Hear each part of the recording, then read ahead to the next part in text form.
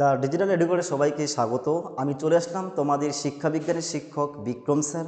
আমি আজকে তোমাদের যে বিষয় হচ্ছে এডুকেশন বিষয়, সেই বিষয়ের যে চ্যাপ্টার অর্থাৎ সূচিপত্র নম্বর বিভাজন নিয়ে তোমাদের আলোচনা করছি। কারণ কোনো বিষয় শুরু করার আগে আমাদের সিলেবাস এবং প্রশ্নের যে ধরন সেই সম্পর্কে আমাদের জানা অবশ্যই দরকার। এবং কারণ যুদ্ধে নামার আগে আমরা যদি সেই যুদ্ধের সেই ধরন সম্পর্কে বা যুদ্ধের যে প্রশ্ন কাঠামো বা সে জেনে নেই, তাহলে অবশ্যই আমরা কি ভালো রেজাল্ট করতে পারবো। তো শুরু করা যাক আমাদের যে এডুকেশন বিষয়ের তোমাদের সেই সিলেবাস এবং প্রশ্ন সংক্রান্ত সেই ধারণা। প্রথমে দেখাবো তোমাদের যে সিলেবাস সূচিপত্র আমাদের মোট হচ্ছে আমাদের টোটাল রয়েছে 12টা অধ্যায়। কারণ আমরা ক্লাস 12-এর যে 12টা অধ্যায় এবং ক্লাস 11-এ রয়েছে তোমাদের 11টা অধ্যায়। কারণ ক্লাস 11 অনেক পরীক্ষায় প্রশ্ন করে যে আচ্ছা তুমি তো এডুকেশন নিয়ে পড়েছো, তাহলে বলো তো তোমাদের এডুকেশনের কটি অধ্যায় রয়েছে ক্লাস 11-এর। তখন হবে 11 মানে ক্লাস 11 মানে হচ্ছে 11টা অধ্যায় এবং ক্লাস 12 মানে হচ্ছে 12টা অধ্যায়, 12 + 12। তাহলে অনেকেই ইন্টারভিউতে প্রশ্ন করে তোমাদের যে ক্লাস 11-এ কটা বিষয় তোমাদের অধ্যায় ছিল, তখন বলতে হবে 11টা, এবং ক্লাস 12-এ কটা অধ্যায় ছিল বলতে হবে 12টা। তো শুরু করা যাক আমাদের এই এডুকেশন বিষয়ের যে প্রশ্ন এবং সূচিপত্র। তো আমাদের এই যে 12টা তোমাদের অধ্যায় রয়েছে এডুকেশন বিষয়ের দ্বাদশ শ্রেণীর, সেই বিষয়ের আমরা সেই 12টা অধ্যায়কে আমরা 4টা গ্রুপে ভাগ করব। কারণ তোমাদের একাদশ শ্রেণীতে সেই যে এডুকেশন তোমাদের ছিল 11টা অধ্যায়, তখন আমরা তাকে 3টা গ্রুপে ভাগ করেছিলাম। কিন্তু যখন আমরা দ্বাদশ শ্রেণীতে উঠলাম তখন আমাদের যেহেতু চ্যাপ্টার হলো 12টা মোট, সেই 12টা চ্যাপ্টারকে আমরা 4টা গ্রুপে ভাগ করে নেব। তো আমি 4টা গ্রুপে ভাগ করেছি। গ্রুপ এ রয়েছে আমাদের group A, group A, B, C, D, এই আমরা 12টা অধ্যায়কে আমরা 4টা ভাগে ভাগ করলাম। তো দেখে নাও গ্রুপ এ আমাদের, এই গ্রুপ এ হচ্ছে 3টে অধ্যায় রয়েছে। একটা হচ্ছে শিখন কৌশল এবং শিক্ষায় রাশিবিজ্ঞান। এটা এই 3টে চ্যাপ্টার মিলে হচ্ছে আমাদের গ্রুপ এ। কি বললাম? শিখন, দ্বিতীয় অধ্যায় হচ্ছে শিখন কৌশল, তৃতীয় নম্বর অধ্যায় হচ্ছে শিক্ষায় রাশিবিজ্ঞান। এবং তোমরা দেখে নাও গ্রুপ বিতে কী কী রয়েছে। গ্রুপ বিতে রয়েছে ঐতিহাসিক বিকাশ ও স্বাধীনতার যে পর্ব, সেই গ্রুপ বি অর্থাৎ আমাদের মোট হচ্ছে 4র্থ থেকে 8ম অধ্যায় পর্যন্ত। চতুর্থতে কী আছে? ভারতীয় সংবিধানে শিক্ষার যে সুযোগ, এবং 5ম অধ্যায় রয়েছে বিশ্ববিদ্যালয় শিক্ষা কমিশন 1948 থেকে 1949, এবং 6ষ্ঠ অধ্যায় রয়েছে মাধ্যমিক শিক্ষা কমিশন, এই সালটা হচ্ছে 1952 থেকে 1953। তারপরে রয়েছে 7ম অধ্যায় রয়েছে ভারতীয় শিক্ষা কমিশন বা কোঠারি কমিশন, এই সালটা হচ্ছে 1964 থেকে 1966। চলে আসলাম 8ম অধ্যায় জাতীয় শিক্ষানীতি 1986, তার যে সংসদের রূপটা ছিল 1992, যাকে আমরা পিও অ্যাকশন বলতে পারি। তো এই হলো আমাদের গ্রুপ বি। তাহলে গ্রুপ এ হচ্ছে আমাদের প্রথম অধ্যায়, দ্বিতীয় অধ্যায় এবং তৃতীয় অধ্যায় হচ্ছে গ্রুপ এ। আর গ্রুপ বিতে হচ্ছে আমাদের 4র্থ অধ্যায় হচ্ছে ভারতীয় সংবিধানের শিক্ষার সুযোগ, এবং 5ম অধ্যায় হচ্ছে বিশ্ববিদ্যালয় শিক্ষা কমিশন, 6ষ্ঠ অধ্যায় রয়েছে মাধ্যমিক শিক্ষা কমিশন, এবং 7ম অধ্যায় রয়েছে ভারতীয় শিক্ষা কমিশন বা কোঠারি কমিশন, আর 8ম অধ্যায় রয়েছে জাতীয় শিক্ষানীতি 1986। এই হলো আমাদের 5টা অধ্যায় মিলে হচ্ছে গ্রুপ বি, এবং 3টা অধ্যায় মিলে হচ্ছে গ্রুপ এ। দেখে নাও পরে গ্রুপ সি। গ্রুপ সিতে রয়েছে আমাদের গ্রুপ সি, অর্থাৎ গ্রুপ সিতে রয়েছে ভারতীয় যে শিক্ষা ব্যবস্থায় বর্তমান ঘটনাবলী, এই যে 9ম এবং 10ম, এই দুটো অধ্যায় মিলে হচ্ছে আমাদের গ্রুপ সি। তো দেখে না যে গ্রুপ সিতে আমাদের কী কী অধ্যায় দুটো রয়েছে। ফার্স্ট অধ্যায় হচ্ছে 9ম অধ্যায় পৃথকভাবে সক্ষম শিশুদের জন্য শিক্ষা বা প্রতিবন্ধী শিশুদের জন্য শিক্ষা, কোনো কোনো বইতে দেওয়া আছে। তারপরে 10ম অধ্যায় রয়েছে প্রাথমিক শিক্ষার সর্বজনীনতা। এই দুটো অধ্যায় মিলে হচ্ছে আমাদের গ্রুপ সি। এবং লাস্টে গ্রুপ ডি। গ্রুপ ডিতে রয়েছে আমাদের দুটো অধ্যায় 21 শতকের যে শিক্ষা অবস্থা, সেই 21 শতকের শিক্ষা অবস্থায় যে গ্রুপ ডি, অর্থাৎ একাদশ এবং দ্বাদশ অধ্যায়, এই দুটো মিলে হচ্ছে আমাদের গ্রুপ ডি। তো একাদশ অধ্যায় কী রয়েছে? শিক্ষাক্ষেত্রে বিশ্বব্যাপী মনোচ্ছবি, সেটা হচ্ছে ডেলর্স কমিশন। কারণ এই যে ডেলর্স কমিশন, এখান থেকে আমরা 4টা মোট বিষয় রয়েছে। এই ডেলর্স কমিশনের মতে শিক্ষার যে বিশ্বব্যাপী দৃষ্টিভঙ্গি বা শিক্ষার যে 4টি গুরুত্বপূর্ণ উদ্দেশ্য, একটা হচ্ছে জানার জন্য শিক্ষা, লার্নিং টু নো, আর একটা যে কর্মের জন্য শিক্ষা, লার্নিং টু ডু, একত্রে বসবাস করার জন্য শিক্ষা, লার্নিং টু লিভ টুগেদার, এবং লাস্ট সর্বশেষ যেটা হচ্ছে একত্রে বসবাস করার জন্য শিক্ষা, learning to be a complete man. না, পরিপূর্ণ মানুষ হওয়ার শিক্ষা, learning to be a complete man. এই হলো 4টা উদ্দেশ্য। এখান থেকে আমরা 4টা প্রশ্নই পড়ব। পরে হচ্ছে 12 অর্থাৎ দ্বাদশ অধ্যায় রয়েছে কি, শিক্ষায় প্রযুক্তিবিদ্যার যে ভূমিকা। এই অধ্যায়টা শিক্ষায় প্রযুক্তিবিদ্যার ভূমিকা, এই অধ্যায় হচ্ছে দ্বাদশ অধ্যায়। তো এই যে গ্রুপ সি কি বললাম, পৃথকভাবে সক্ষম শিশুদের জন্য শিক্ষা, অর্থাৎ নবম অধ্যায়, এবং দশম অধ্যায় কী রয়েছে, প্রাথমিক শিক্ষার সর্বজনীনতা। এটা হচ্ছে আমাদের এই দুটো চ্যাপ্টার মিলে হচ্ছে গ্রুপ সি। এবং গ্রুপ ডিতে রয়েছে দুটো অধ্যায়, একাদশ এবং দ্বাদশ। একাদশ অধ্যায় রয়েছে শিক্ষাক্ষেত্রে বিশ্বব্যাপী মনোচ্ছবি, সেটা জেলস কমিশনের মতে, এবং দ্বাদশ অধ্যায় রয়েছে আমাদের শিক্ষায় প্রযুক্তিবিদ্যার যে ভূমিকা, এটা হচ্ছে আমাদের দ্বাদশ অধ্যায়। এবার দেখে নাও তোমাদের সেই সূচিপত্র বা নম্বর বিবেচন দেখে নাও।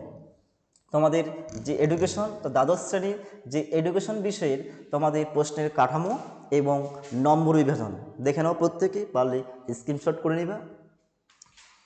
তো আমাদের মোট হচ্ছে 4টা গ্রুপ রয়েছে, মানে প্রথম থেকে তৃতীয় এটা হচ্ছে গ্রুপ এ, আর গ্রুপ বি হচ্ছে চতুর্থ থেকে আমাদের অষ্টম অধ্যায় পর্যন্ত গ্রুপ বি, আর গ্রুপ সি হচ্ছে নবম এবং দশম, এই দুটো অধ্যায় হচ্ছে গ্রুপ সি, আর লাস্ট হচ্ছে ডি, মানে গ্রুপ ডি হচ্ছে একাদশ এবং দ্বাদশ, এই দুটো মিলে হচ্ছে গ্রুপ ডি।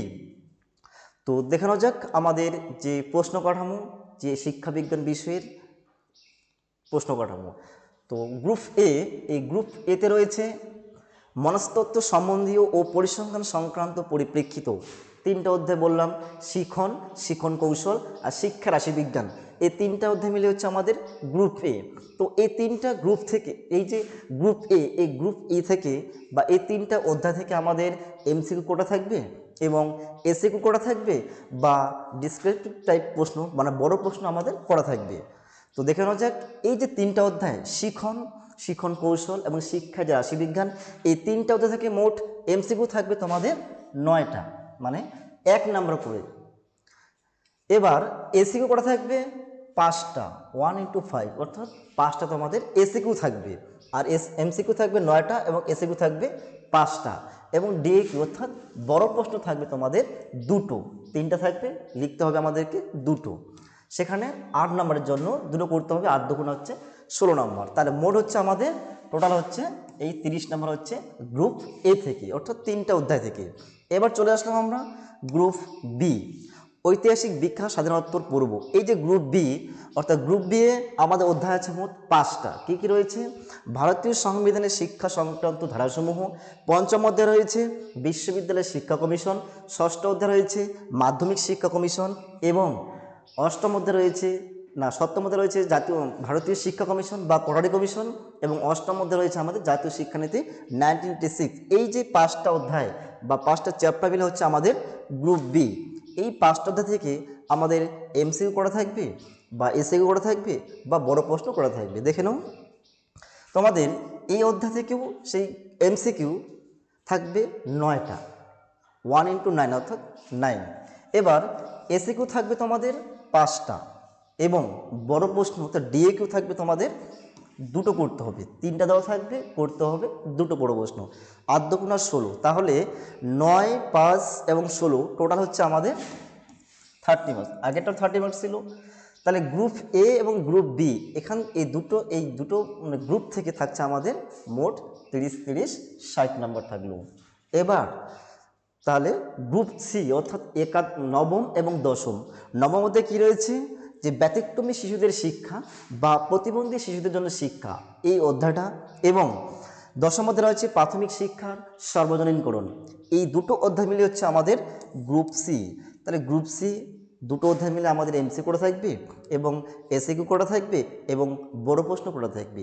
দেখে নাও, এই গ্রুপ এই দুটো অধ্যায় অর্থাৎ নবম এবং দশম, এই দুটো অধ্যায় থেকে তোমাদের এমসিকিউ থাকবে 3টা এবং এসিকিউ থাকবে তোমাদের 3টা এবং বড় প্রশ্ন থাকবে 1টা, অর্থাৎ 4 মার্কের জন্য। এখানে কিন্তু 8 মার্কের প্রশ্ন থাকবে না এই গ্রুপ সি এবং গ্রুপ ডি থেকে। তাহলে তোমাদের 8 মার্কের জন্য খাটতে হবে না। তাহলে কি বললাম, গ্রুপ সি অর্থাৎ গ্রুপ সি নবম এবং দশম এই দুটো অধ্যায় মিলে তোমাদের থাকছে এমসিকিউ থাকছে 3টা এবং এসিকিউ থাকছে 5টা এবং ডিএকিউ অর্থাৎ বড় প্রশ্ন থাকছে তোমাদের 4টা, কারণ এখান থেকে 8 নম্বরের প্রশ্ন থাকবে না। তাহলে মোট হচ্ছে আমাদের 10 এই গ্রুপ সি থেকে। এবং দেখে নাও গ্রুপ ডি অর্থাৎ 21 শতকে যে শিক্ষা অবস্থা, গ্রুপ ডি হচ্ছে আমাদের দুটো অধ্যায়, একটা হচ্ছে একাদশ অধ্যায় এবং দ্বাদশ অধ্যায়। একাদশ অধ্যায় রয়েছে শিক্ষায় বিশ্বব্যাপী দৃষ্টিভঙ্গি এবং দ্বাদশ অধ্যায় রয়েছে শিক্ষায় প্রযুক্তিবিদ্যার ভূমিকা। এই দুটো অধ্যায় থেকে থাকবে তোমাদের মোট হচ্ছে 10 নম্বর। তাই 10 নম্বর কী করে থাকবে দেখে নাও, এমসিকিউ, এই যে এমসিকিউ থাকবে তোমাদের 3টা এবং এসিকিউ থাকবে তোমাদের 3টা এবং বড় প্রশ্ন অর্থাৎ 4 মার্কের জন্য থাকবে তোমাদের 1টা, থাকবে 2টো, করতে হবে যে কোনো একটা এই অধ্যায় থেকে গ্রুপ ডি থেকে। তাহলে মোট হচ্ছে আমাদের 10। তাহলে এবার যদি টোটালটা হিসাব করি, টোটাল আমাদের এই 12টা অধ্যায় থেকে মোট এমসিকিউ থাকবে হচ্ছে 24টা এবং এসিকিউ থাকবে তোমাদের 16টা, আর বড় প্রশ্ন করতে হবে এখান থেকে দুটো 4টা, 5টা, 6টা। তাহলে এই যে 4 এই দুটো অধ্যায় অর্থাৎ গ্রুপ সি এবং গ্রুপ ডি থেকে তোমাদের বড় প্রশ্ন পড়তে হবে না, পড়তে হবে তোমাদের 4 মার্কের জন্য প্রশ্ন। তাহলে এদিকে টোটাল হচ্ছে লিখিত রিটিন হচ্ছে আমাদের 40 নাম্বার এবং আর এমসিকিউ এবং এসিকিউ মিলে হচ্ছে তোমাদের 40 নাম্বার আর 20 নাম্বার থাকবে তোমাদের প্রজেক্ট। তো প্রজেক্ট নিয়ে কারো কোনো সমস্যা থাকবে না, কারণ প্রজেক্ট তোমাদের স্কুল থেকে তোমাদের নাম্বার দিয়ে দিবে, কারণ কোনো টিচার চায় না যে আমাদের স্কুলে রেজাল্ট খারাপ হোক, তাই তোমাদের প্রত্যেকের সেই প্রজেক্টে 20তে 20 দিয়ে দিবে। এবং যারা হাতের লেখা একদমই খারাপ কিংবা যাদের প্রজেক্ট তারা ইনকমপ্লিট মানে প্রজেক্ট সম্পূর্ণ করেনি, তাদেরকে হয়তো 18 দিয়ে দিতে পারে। তো বেশিরভাগই 20তে 20 দিয়ে দেয়। এবং এই হলো তোমাদের যে দ্বাদশ শ্রেণীর যে প্রশ্ন নম্বর বিভাজন এবং প্রশ্ন কাঠামো সংক্রান্ত ধারণা। তাহলে মোট হচ্ছে এমসিকিউ 24টা করতে হবে এবং এসিকিউ করতে হবে তোমার 16টা এবং বড় প্রশ্ন করতে হবে 40 নম্বরে। তাহলে মোট হচ্ছে তোমাদের 80 নাম্বার আর প্রজেক্ট হচ্ছে 20, মোট হচ্ছে 100 মার্কের। তাহলে এই হলো তোমাদের প্রশ্ন কাঠামো এবং নম্বর বিভাজন সংক্রান্ত ধারণা। প্রত্যেকে খাতায় নোট ডাউন করে নাও। আর যে সমস্ত ভাই বোন তোমরা ক্লাস করতেছো বা দূর দূরান্ত থেকে ভিডিওটি দেখছো, তোমরা অবশ্যই এটাকে লাইক, কমেন্ট এবং শেয়ার করে দেবে, কারণ প্রত্যেকে যাতে সবাই যাতে এই ক্লাসগুলো দেখে সবাই যাতে উপকৃত হয় এবং সবাই যাতে সেই পরীক্ষাতে 2025 সালের যে ফাইনাল পরীক্ষা সেই পরীক্ষাতে ভালো রেজাল্ট করতে পারে। ধন্যবাদ।